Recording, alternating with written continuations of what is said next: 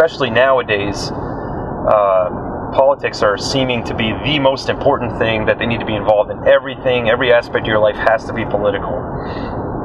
And I can't really agree with that either.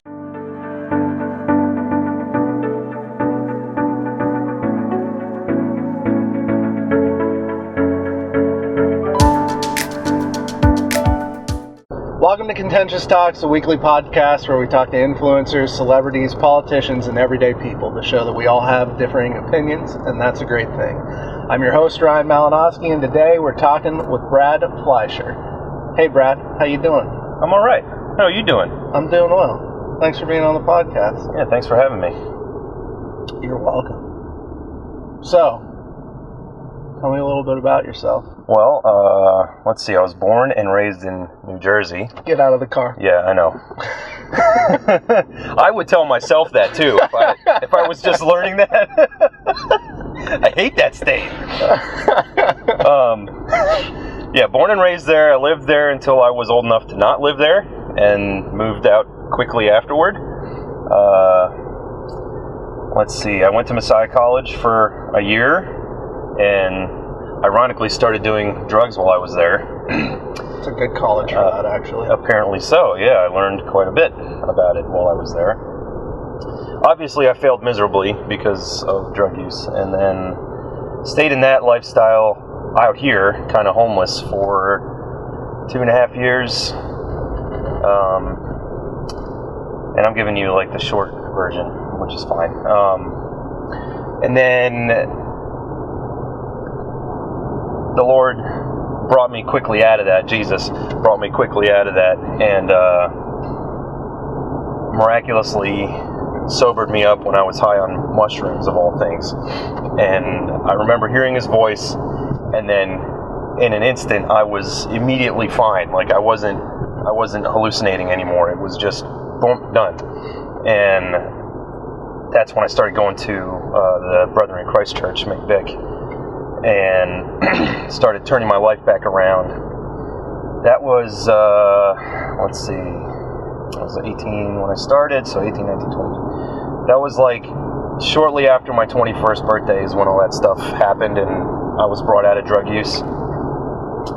And then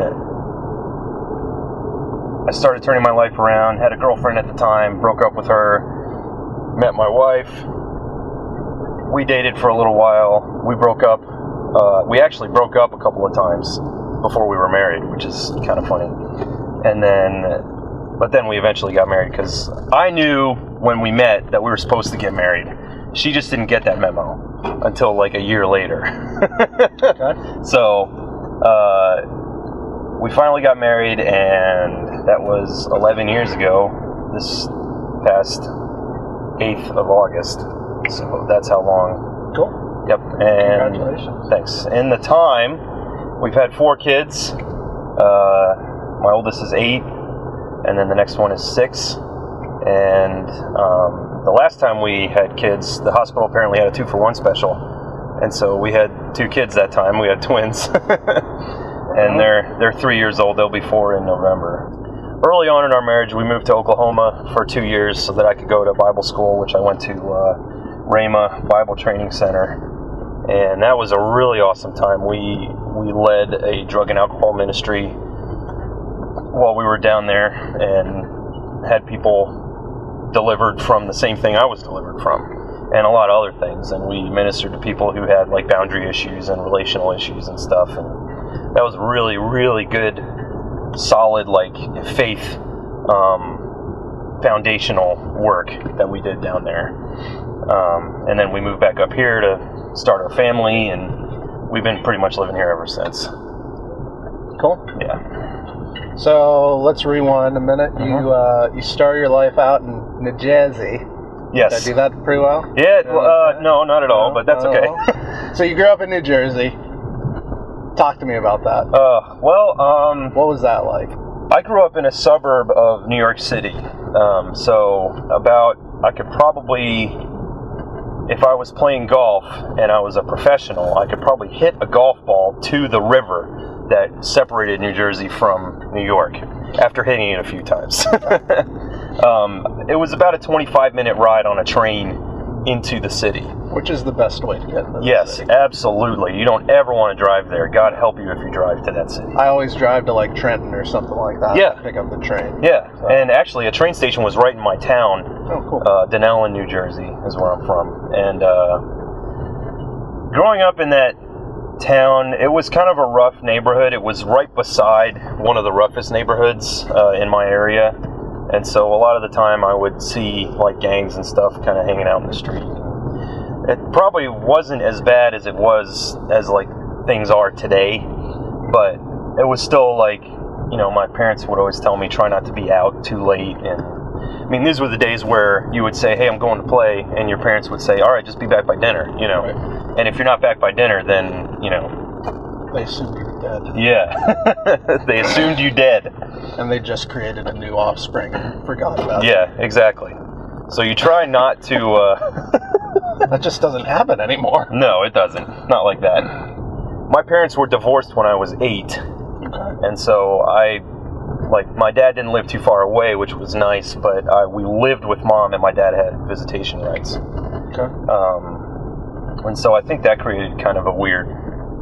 I mean, obviously, in a split and divided home like that, it's going to create some odd tensions and things that Sure. kids shouldn't be dealing with, like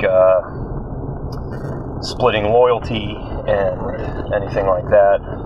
That's interesting, because I feel like it's like I doubt there's any studies on this, but just from talking to people, like I feel like it's rare that dad stays so close to somebody. Yeah. You know, and my dad did when my parents got divorced. My dad did the same thing. He moved like 10 minutes away. Yeah, and so we stayed in New Jersey, and my dad, he actually lived around the block, so I could walk to his house, which was nice. That's nice. And when I started getting older, like in my teenage years, I would often spend days at his house. I wouldn't just like stay with Mom. I would say, hey Mom, I'm going to see Dad, and I'll be there for a few days. And so I think that was good for our relationship. But Dad brought me to a Baptist church that he went to, and I got involved with their youth group, and came to see the Lord there, and came to the Lord through that youth group. And I really loved the pastor at that church, the youth pastor, and he, every year, one of the best things about that youth group was every winter in February we would take a trip to Gore Mountain in upstate New York, and we would go snowboarding for 3 days straight. Oh, cool. It was amazing, and we would actually have to take like a day off from school to do that. And of course I loved that as a teenager. Sure. But like we'd go boarding during the day, and then we'd come home, well, home being the camp that we were staying at, and we'd have like 2 or 3 sessions of Bible study that a speaker would put on, that he would bring in. Right on. And that was really awesome. Trying to think what else. When 9/11 happened, do you remember where you were? Yeah, it's interesting. I just talked about this on the last podcast I recorded. I was home from school that day. I wasn't feeling well, ironically. And I get up at like, 10 a.m., something like that. Sure. I think I was in 9th grade at the time. That makes sense. Yeah, because you're 33, right? Or are you 32? I'm 32. Okay. I'm 34, so... I'm at the point where I have to think about it. Yeah, me too. But I remember I came downstairs, because my bedroom was upstairs. I came downstairs and the TV was on, and I didn't see the TV. I just went into my kitchen, and my sister was also home from school for some strange reason, and she goes, "So there's no more Twin Towers anymore?" I was like, "What? What do you mean? Like, no more Twin Towers?" She goes, "Yeah, a couple of planes hit them. They're down now." And I went back and saw the TV, and I saw the smoke coming out and stuff, and I was like, oh, wow, I guess it's real. My sister wasn't just kidding with me, because my sister would often do stuff like that. But the cool part, the only reason I bring that up is because where I lived, there was an overlook called Washington's Outlook or something like that. I forget it. Washington Rock. it was a rock way up on a mountain that apparently George Washington himself stood to watch for British troops coming through the valley where we lived. And so we went up there, and from that point you could see the skyline of New York really well. And so we went up there and we saw the smoke coming up from the island. And it was thick and it was heavy. It was like a big fire and obviously it wasn't fire, but it was really interesting to be able to see that as a kid and kind of confirm, wow, that really happened. It's not just on TV. Yeah. So, neat. Yeah, that was one of the most interesting memories I have of living in New Jersey. Yeah, I mean, not neat about 9/11, but yeah. I understand why that would be a very formative memory for you. So. Well, yeah, as a child or as like a preteen. Well, you're used to seeing all this stuff on TV, then you see it on TV and you confirm it in real life, and it's like, okay. Yeah. You know, some of this stuff is actually happening. Yeah. Yeah. So that was definitely one of the most interesting things about growing up in New Jersey, is being able to see that in particular. Yeah. The only other thing I remember is there was this really big like blizzard that happened in the early 90s. Yeah, sure. I remember being stuck at home for like 5 or 6 days, something like that, because it was so thick. Other than that, I mean, I didn't know much about government and about politics and stuff like that when I was a kid. I didn't really care. I had to be an adult before I started caring about political issues. And so I didn't really pay attention to anything, but my dad did. And he would often vent to me about things. My dad would often vent to me about things that he was wrestling with, because he's a conservative, and the entire rest of my family are all liberals. And so he's like standalone by himself, a Christian conservative man in the midst of all these leftist thinkers. And early on, 25 years ago, it wasn't as stark of a difference as it is now, unfortunately. Sure. But there were still things major things that we would disagree on. Not my dad and I, but my dad and the rest of his kin. And so that was the other thing I remember growing up, is that anytime I'd go on a car ride with my dad, he'd always have like Glenn Beck or Sean Hannity or Rush on the radio, and he'd always say, "All right, Brad, like make sure you pay attention to this, because he's saying something really important." So that was good. A lot of good formative memories with my dad and I, like that. Cool. Yeah. Sounds like you had a close relationship with him. Yeah, and we still do. I don't get to see him as often as I'd like. And my mom recently moved to Arizona, of all places. Love Arizona. Yeah, I hear it's really nice out there, but it is. Like, but it's very far away. It's very far. And so we have, I have really good memories of seeing my grandmother growing up, and because she lived like 20-25 minutes away from where we lived. Okay. And so it was really easy to go and see her. But I can't give those kind of memories to my kids now, because you got 18 of them, and it's expensive to ship them halfway across exactly the country. So. I don't want to have to pay that, and I have to put breathing holes in their shipping crates, and I just don't have that kind of time. It's a lot of work. Yeah, seriously. So you brought up politics. Yeah. What do you think about the state of the world? All my opinions are based on my biblical frame. And so in order for me to share my opinion of the world and the state of the country, let's just make it America instead of the world. You have to understand that my point of view is often framed and formed based on my interpretation of Scripture. And so, honestly, the state of the country, as divided as it is, because it is divided, it doesn't surprise me. And reason being is because we've been warned about this in the Bible, that there would be wars and rumors of wars, and that there would, father would rise against son, and son would rise against father, mother against daughter, and daughter against mother. Jesus himself talked about that, and how divisions would come, and that these are only the beginning of birth pains, is what he says. And so, as terrible as things might seem, and as like all these new mandates are coming out to wear a mask or not wear a mask, and then to stay home but then to not stay home, and this whole virus thing, and I've been kind of a conspiracy theorist since I was like maybe 10, 15 years ago, since I started watching YouTube videos about 9/11 and how it was an inside job. It was an inside job. And I don't think I believe well, that, so. even that, like, I'm really skeptical of that, but I appreciated the information that they were giving, and it made me question things a little more thoroughly. Sure. And so that's the only reason why I entertain those thoughts, is because, not because of, I am totally convinced that, like, it was a total plan from start to finish. Maybe it was, maybe it wasn't, but I have several quesets. Well, see, and I entertain stuff like that because I'm a skeptic. Yeah.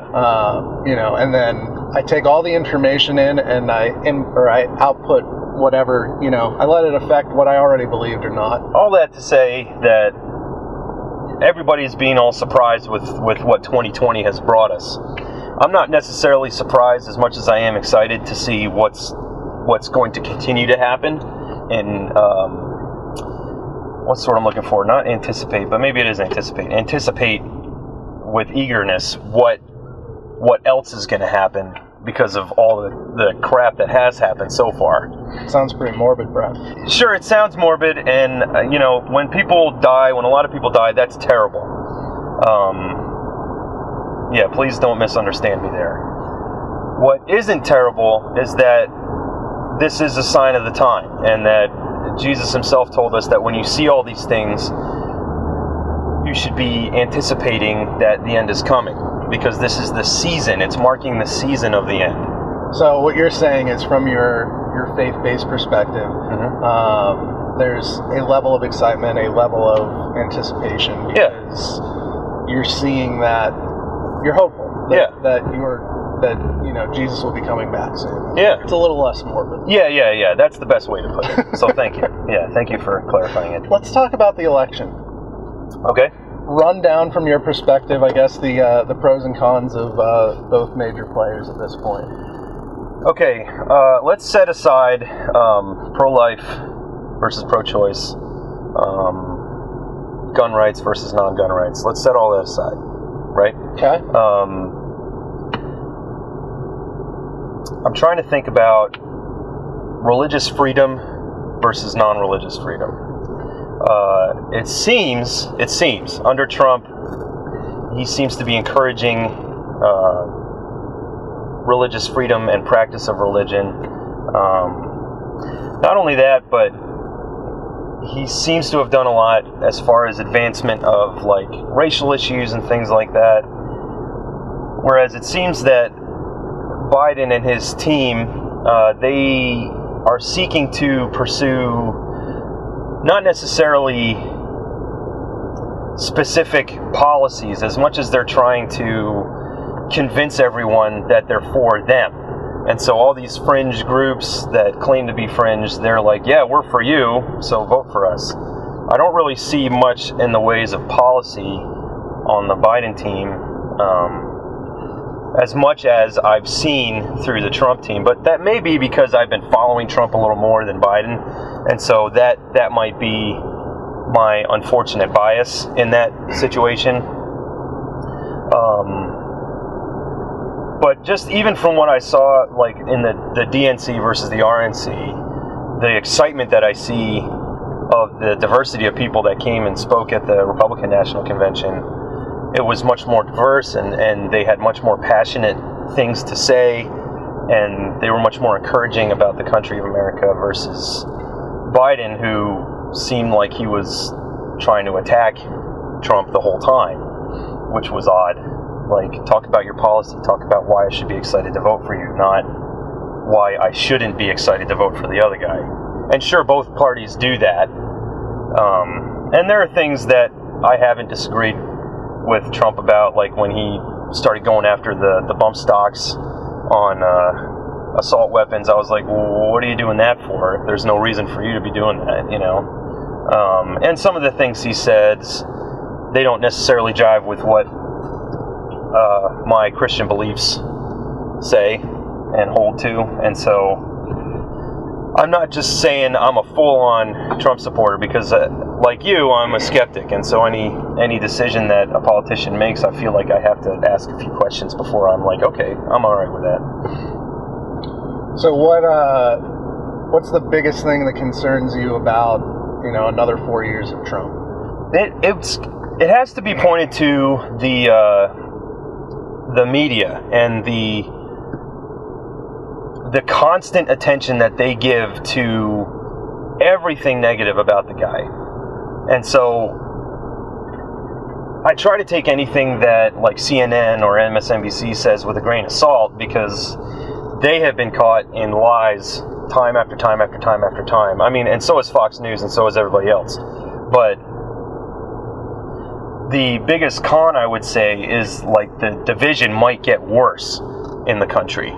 And so the division is bad now because everybody's trying to stoke it. It's an election year. But like we saw after the 2016 election, I think even more so now after the 2020 election, there's going to be division that becomes even more apparent, because more and more of the kind of major players that are against Trump are going to come out of the woodwork even more and try to divide the country even more than they already have. Does that make sense? Yes, what you said made sense. Yeah. Okay, so what's your biggest concern about, you know, Biden presidency? Well, the main thing that concerns me about his presidency is that one of his major running components is that he's going to make a nationwide mask mandate where you have to wear a mask as soon as you step out of your house. And first of all, my first question is, how do you know you're still going to be under this pandemic, quote pandemic, in 5 months from now? You know, January is 5-6 months away. A whole bunch of stuff can happen in 5 to 6 months. How do you know that we're still going to be stuck under that? You know? And the other thing is, you know I took away the pro-life and pro-choice thing, but that is really concerning to me too, is that... Typical conservative. Take it away and you throw it right back on the table. It's terrible. Well, you'll like this. The main reason why I'm concerned about that is because they want me, the taxpayer, to pay for that. If someone chooses to get an abortion, that's their choice. I don't agree with it, but that's their choice. But I shouldn't have to pay for it. If you want to do that, pay for it yourself. Or get a health insurance that helps you pay for it. You should be able to choose the insurance that helps you pay for that. Or you should at least be willing to pay for that on your own. Does that make sense? That's kind of a libertarian point of view, I think, where you're free to choose it, but just pay for it for yourself. Don't make someone else pay for it. So your main concern is the cost of abortion, is what you're saying? The cost to you of someone else's abortion? Well, yeah, it's more the moral cost of, like, me having to pay for someone to do something that I don't agree with. So the life of the child isn't as important as the cost that it would incur to you? I mean, of course the life is more important than the cost. But, yeah, I can understand how saying that made it seem that way. I was trying to avoid saying that the life is important, because I know that to other people, they don't consider it like life until a certain point in the pregnancy or even after they're born. I had a discussion with an uncle of mine who is a leftist, and I asked him, when does life begin? And he said, well, after birth. And I said, but in the womb, the child is alive. You know, as soon as conception even, they start seeing reactions of life, and the woman's body forms a womb for life. And so life begins way back there. But he disagreed with me, and we went back and forth for many, many times. This was over a Facebook Messenger, which is like one of the worst ways to communicate. Oh, absolutely. But he couldn't understand how I saw life as beginning at conception, Because, I mean, to be honest with you, according to the Bible, life begins even before conception, because the Lord says that before you were formed in the womb, I knew you. But ultimately, life in this earth begins at conception. Go ahead, you were going to say something. Don't remember. Okay. That's okay. Yeah, but yeah, life is important, but I'm trying to take it from a strictly political point of view, which is more, finances and policy. And so, as far as financial is concerned, which I know that's not the right way to say it, as far as finances are concerned, we should be more skeptical of the tax weight that's put on people getting abortions based on other people's taxes. I do want to talk about, you said that you were addicted to drugs. Yeah. Or I guess, depending on your perspective on it, you are addicted to drugs. I was. You were? Yeah, okay. Not anymore. So talk to me about that. How did that happen? Because it sounds like, for all intents and purposes, you lived a pretty normal childhood. Yeah, my childhood, my sister had experience with drug use. She's 3 years older than me. Okay. I have one natural sister and then 3 younger half siblings that my dad had with his current wife. But my older sister, she went through a drug use time when I was like a younger teenager, but I never engaged with it with her. Thankfully, with my older sister, she made a whole lot of mistakes that I didn't really ever have to make because I saw the consequences of her mistakes. Sure. And so I kind of went through life watching her make the mistakes and saying, I don't think I'm going to do that because I don't want that kind of consequence. When I got to college, that was the first time I was left to my own devices, because at home I was under kind of my parents' authority, and especially my dad, and he kind of guided me through life and was able to kind of help me through certain harder aspects of life, like breaking up with a girlfriend I had for 2 years in high school. That was really tough, but I went right to my dad, and he walked me through that in a healthy way, which was really nice. But then as soon as I got to college, left to my own devices, I started meeting the wrong people and tried marijuana for the first time and really enjoyed it. Whereas my whole life leading up to that, I knew that it was bad, having never tried it. But then when my friend was like, hey, just give it a try, see if you like it. And I was like, oh, okay, a gullible 18-year-old. And I tried it, and I really enjoyed it, and it made me feel really nice. And that was pretty much that. I stayed with it, and I kept wanting more of it, and more of it, and more of it. And then about a year down that road, I met a couple of new friends, and they introduced me to mushrooms and acid, and they're like, hey, you should try this. And me being who I was like, oh, okay, sure, I'll try that, And I did acid 3 times and mushrooms twice, 2 or 3 times, I can't remember. And the experiences I had with those were definitely interesting. I don't remember much about my acid trips because that's how acid works. Either you really remember it or you don't at all. And thankfully I have the don't at all side of things. I remember certain snippets of what happened, but it may have just been surges of sobriety in the middle of 12 hours worth of non-sobriety. Sure. And so that's the only reason I have certain clips of memories in that time. Mushrooms, on the other hand, you remember almost everything that you do on that. At least I did. And so while the last time I did it, which was when I heard the voice of the Lord calling me back to his presence, I remember seeing people as holograms. And so I was stuck on a couch not being able to move, and I remember people walking by not looking like solid people but looking like kind of phasing in and out of reality. It was really weird. And I remember at one point I had to get up to go to the bathroom or whatever, and as I'm walking down the hall to the bathroom, the walls are breathing with me, they were moving in and out as I was breathing in and out, and the floor was rippling as I was walking on it. Really, really odd hallucinations. And then as I'm going to the bathroom, the whole bathroom was expanding and contracting as I was breathing. It was really strange. And I was so overwhelmed with that, which is why, like, the only thing I could do was go to the bathroom once. The whole rest of the time I was just stuck on the couch watching people walk past me. But, like I said, the Lord miraculously brought me out of that, I think, because if that kept going, I probably would have, like, committed suicide or something, because it was so intense. It was so overwhelming to my senses. I couldn't handle it.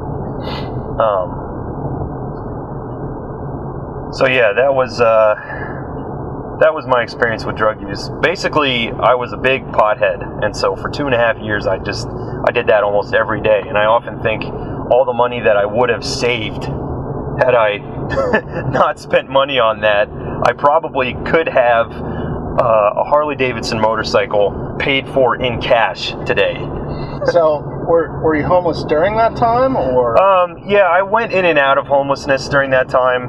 Early on, after I failed out of Messiah College, I was homeless, and I was homeless for like maybe almost a year, I think. And then I finally got some buddies together, and we got an apartment in Mechanicsburg. So, were you like couch surfing? Or? Interestingly, I was couch surfing at Messiah at a friend's dorm room who was on the first floor, so I was able to crawl in through their window. Oh, gosh. Whenever I think back on that time, I'm like, what in the world was I doing?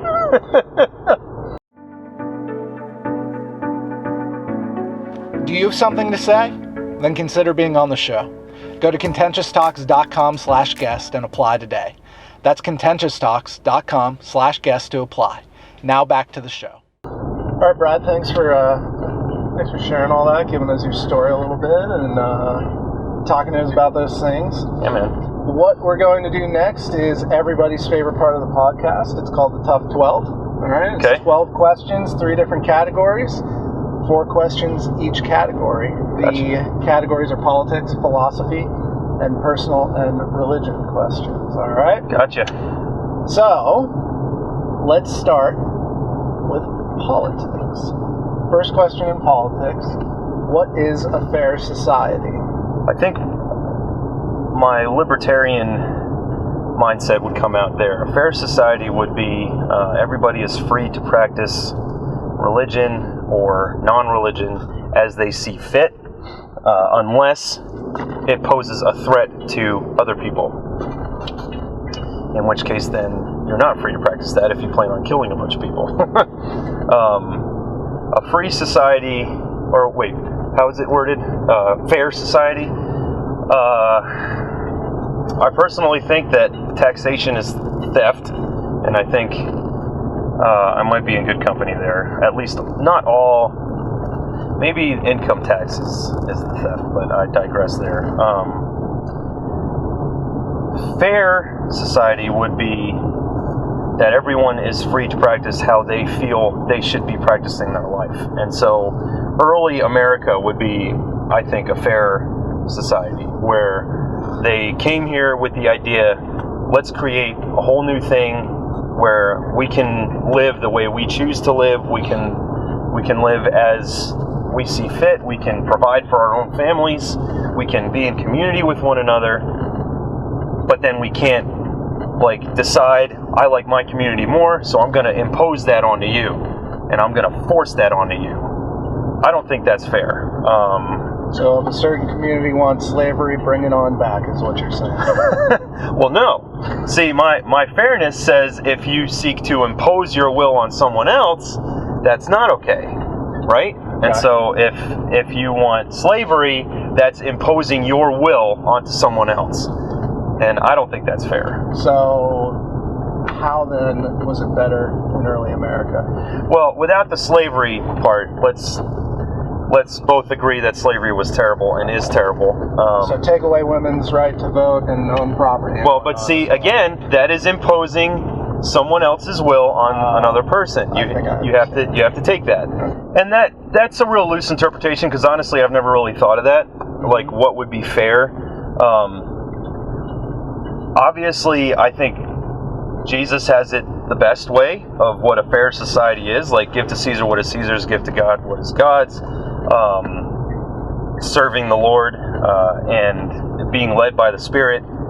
in serving others, like love your neighbor as yourself. That's a fair society. And if you are loving your neighbor as yourself, you're not going to make them a slave. You're not going to tell the woman you can't vote. You're not going to tell this, that, or the other that, like, sorry, you can't do that because you're a certain other type of person.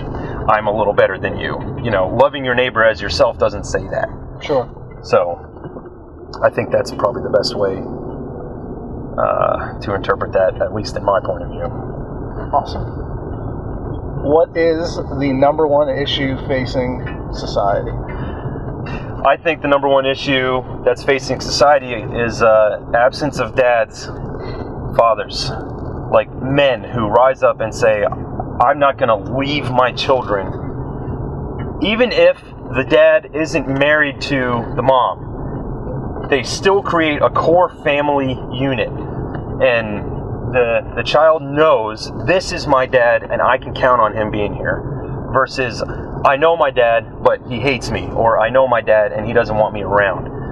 The times that has been seen where, like, either I don't know my dad, or I know my dad, he's not around, or I know my dad and he hates me, all those instances has seen a rise in, like, gang activity, in crime, and just in overall negative health for the child that's experiencing those emotions. So, as it stands, I think that dads should be more involved in kids' lives and not be afraid to be a father. Next question here. Okay. Do politics matter, and why? That's an interesting question. I would say yes and no. Yes, they matter because certain issues have to be dealt with politically, and what those issues are, I can't really tell you because I don't have the time or the energy to think about that fully. But even in the Bible, things were dealt with politically, and oftentimes, unfortunately, like with the religious leaders at the time, they were a little aloof to the side of Jesus's point of view, where they would often argue with him about what they think things should, or how they think things should be dealt with. And he said, well, for example, the Sabbath day, they said that let me hold the Sabbath. In order to do that, you have to, like, not do any work, and that even included, like, walking. Like, they couldn't take too many steps on a Sabbath day, which is if we think about that, we're like, what? But Jesus, he came in and said, I'm the Lord of the Sabbath. Let me help you understand what the Sabbath was really about.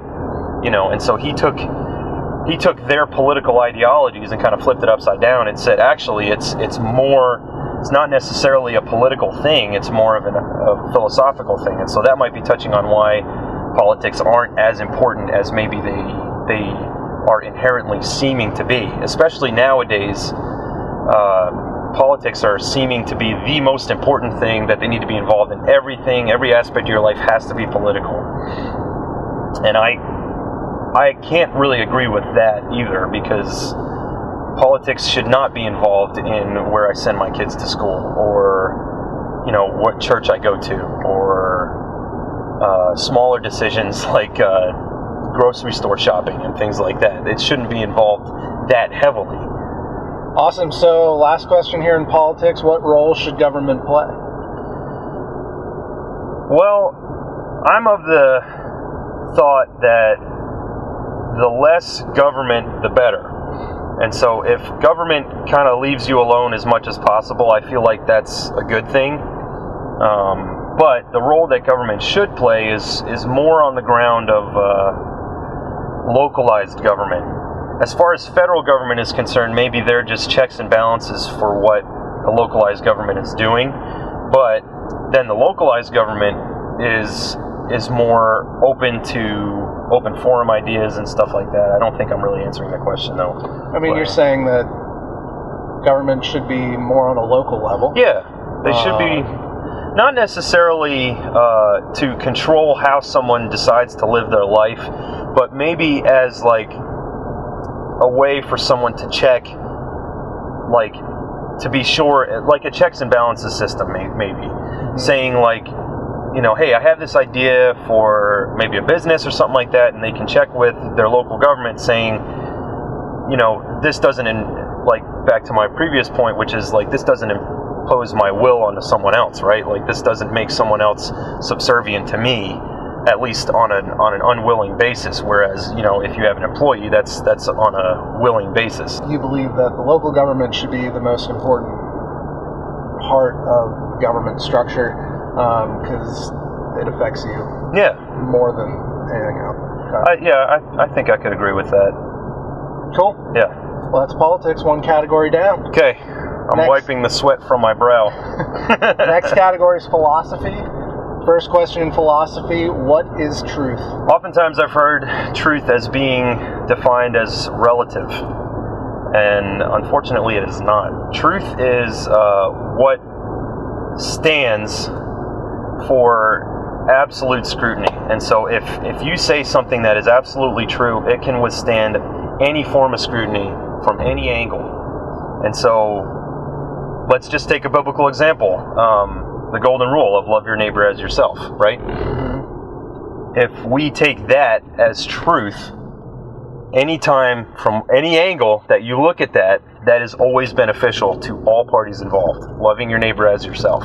And so if you don't love yourself and then you don't love your neighbor, right, things are going to go bad for you. If you do love yourself and you do love your neighbor as much or even more so as the Bible teaches, that's really good for both parties involved. And so that's a truth. I think another way that truth can be defined is the Word of God. Anything that the Lord says should be considered truth, and that's because anything that He says can withstand any kind of scrutiny, no matter how hard someone may try to fight against what the Word of God teaches. It seems that time after time, especially science, has been proving that at least things explained in the Bible have been true the whole time. So truth, in your definition, is something that's verified by an external source, and what you're saying is by God.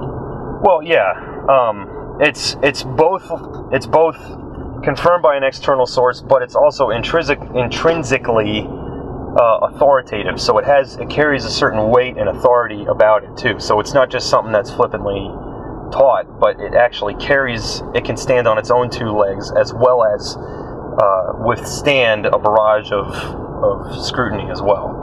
Okay. Yeah. Next question under philosophy. What do you believe about people's ability to change? I believe people can change no matter who they are. Being a personal example of someone who's changed from a total deadbeat drug user to a man of God who works full time and has a family and loves and cares for people. Before we met, Ryan, I think you probably wouldn't have liked me as my drug user self. Not that I'm saying I'm putting that on you, but I still don't really like you. Yeah, I know. If I were to say that someone can't change, I would be a hypocrite. Because people absolutely can change, no matter who they are. And, I'm of the belief that if Hitler himself came to the Lord Jesus and had a genuine conversion, that Jesus would have accepted him. And that's always been, and as I say that, that's a really tough pill for even me to swallow. But it has to be true. Because the Bible teaches that God is no respecter of persons. It's repeated at least 4 times in the Bible. That God has no respect. Basically, that means, not that God doesn't have any respect, but that God doesn't treat people differently. He treats everybody exactly the same. And so if you come to Him with a genuine conversion, you are a changed person and He will accept you. And now the process of holiness, or being changed into the likeness of Christ, is a process, but everybody can do it. I don't care who you are, anybody and everybody can be redeemed and can be changed. Next question here under philosophy, how do you explain consciousness? Oh, that's a good one. Ultimately, consciousness is defined by science as self-awareness. Which is why artificial intelligence hasn't really happened as of yet, Will it happen? Yeah, I don't know. It might. We'll see. But the other definition, the more philosophical side, which is probably what you're looking for, is I think consciousness is a spiritual thing. And so, like an animal, they're conscious, but they're not necessarily conscious as far as a human is concerned, because mankind, we have the life of God in us. You know, He breathed His life into us at creation. He spoke animals into being. And so animals do have a form of consciousness, whereas they know, at least as far as we know, that they're an animal. But I don't think they understand and philosophize and think for themselves and have thoughts and theories and philosophies and things like that. Obviously, we've never observed an animal holding a pipe and thinking to himself, I wonder, about what life is and things like that. So I think consciousness has a certain spiritual value to it as well, where the spirit of man, the Bible says that the spirit of man is the candle of the Lord. And so, as being the candle of the Lord, or as being like, in today's world, we would say a light bulb, a light bulb plugged into the Spirit of God. And so if the Spirit of God is with us, I think that because of our spiritual nature, that carries more weight as far as consciousness is concerned, that we're aware of who we are, or maybe we're not aware of who we are, but we have questions about who we are. Next question under philosophy. Yes, then. sir. What exactly makes you, you? I think it's your spirit that makes you who you are. Ultimately, the inward man. So when I say spirit, I don't mean like your personality necessarily, because people would say, "Oh man, he's got a real good spirit about him," or like he's got a really good heart about him. I don't think that's what makes you you. I think what makes you you is your life experiences, your philosophy in life, how you view yourself and how you view others and how you view the world around you. But then, as far as your spirit is concerned, looking inward at yourself, it's not just a conglomeration of experiences, because that's what the Matrix would say. You are the result of a conglomeration of experiences, whatever that architect guy says in that one scene in the Matrix. Your spirit is who makes you who you are. And so whether you're a Christian or not, whether you're a Muslim or not, whoever you are, your spirit, the man on the inside of you, the man or woman on the inside of you, is who tells you who you are. And so if you're corrupted, if your spirit has more of a corrupt nature about it, then that's going to start coming out in your personality. If your spirit has more of like for me, for example, I'm a believer in Christ, and so my spirit has been reunited with God, and so now that Christian nature, if I allow it to come out, starts coming out. And that branches off onto a whole nother topic of philosophy, which we don't have time to get into, but ultimately it's about your spiritual nature. Who you are inwardly will affect who you are outwardly. Got it. Mm-hmm. There you go. Two categories down. That's philosophy. Sweet. Next category is the personal and religious questions. Okay. First question under personal and religion: what do you believe about God?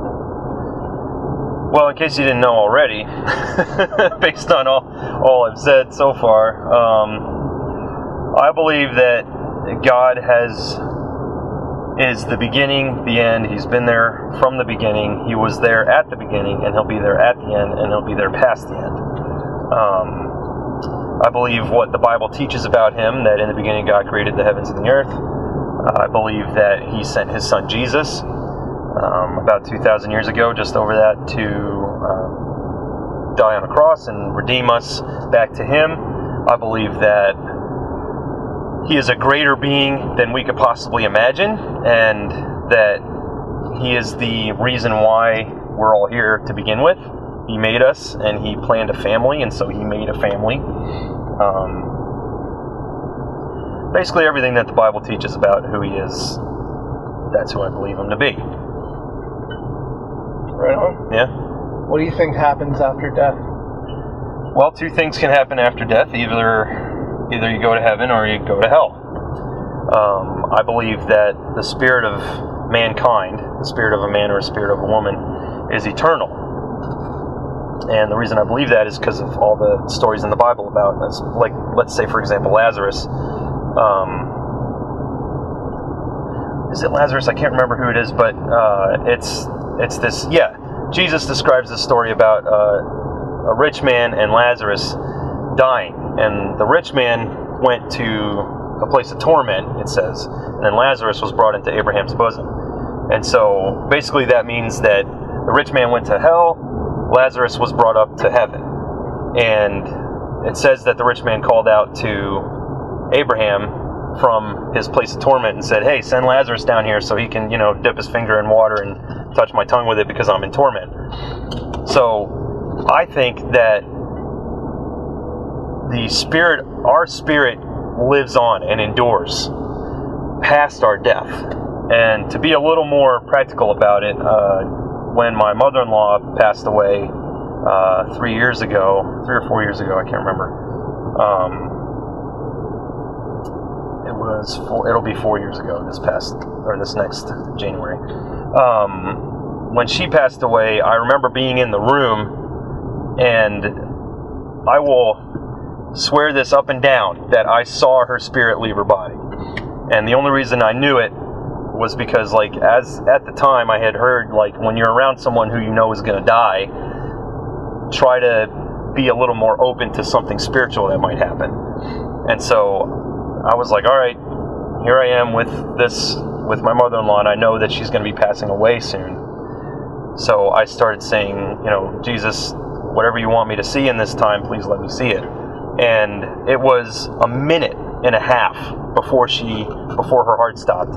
I saw this orange kind of glow leap out of her body and go straight up through the ceiling. It was really cool to see that. But I remember that distinctly, that it was orange and that it was it was an orb almost, and it leaped, like it went, like it really leaped out of her body and went straight through the ceiling. And so with that, it kind of proves that the spirit of man lives on past death. And so you're either going to heaven if you're in Jesus and you have him as your Lord and Savior, or you're going to the other place that is reserved for people who denied Christ. What gives life its meaning? I'm reminded of Bill and Ted's Bogus Journey. You ever see that movie? I haven't. You should watch it. It's great. It's like one of those quintessential 90s movies. But in that, they're asked the same question: what is the meaning of life? And they respond with, every rose has its thorn, just like every cowboy sings a sad, sad song. It's really cheesy, but it kind of touches on the philosophy of what the meaning of life is. I think or what the value of life is. It's whatever carries weight, and whatever, like in my life in particular, why I'm valuable is because I matter to people. And I have to remember that for myself too, is that I matter to people who care about me and who love me. And another way that life has value is through love and through concern. And so someone who feels like they are unloved will feel like their life has no value. Whereas somebody who knows they are loved and knows that they are cared for will never be concerned with such matters, right? And so if I have a depth of understanding that my children love me, that my wife loves me, that my family loves me, I don't think I'll ever question whether or not my life carries value. Every life has value. Every life has meaning. In order to properly understand that, I think we need to have a system in place in our lives where people are sowing into us love and care and concern, where we know and understand that we are loved, we are cared for, we are concerned for. Cool. Yeah. Last question here. Mm-hmm. What is love? Well, love endures long and is patient and kind. Love never is envious or boils over with jealousy. It is not boastful or vainglorious, does not display itself haughtily. It is not boastful, arrogant, inflated with pride. It is not rude, unmannerly, does not act unbecomingly. Love, God's love in us, does not insist on its own rights or its own way, for it is not self-seeking. It is not touchy or fretful or resentful. It takes no account of the evil done to it and pays no attention to a suffered wrong. It rejoices when right and truth prevail. That's 1 Corinthians 13, 4 through 8. Love never fails. Ultimately, love is caring for someone beyond your own self. And so love is putting someone above yourself. And the Bible describes love as being God. And so God is love, love is God. And so ultimately, God is love.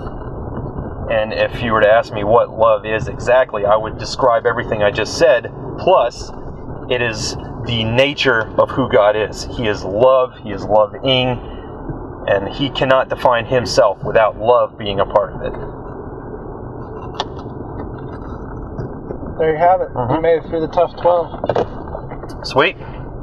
So, how can people connect with you, find out more about you? They're listening to this. I don't know why they'd feel this way, and they thought, you know what, that Brad guy, I think I might want to talk to him. Oh my gosh. I wouldn't want to talk to me.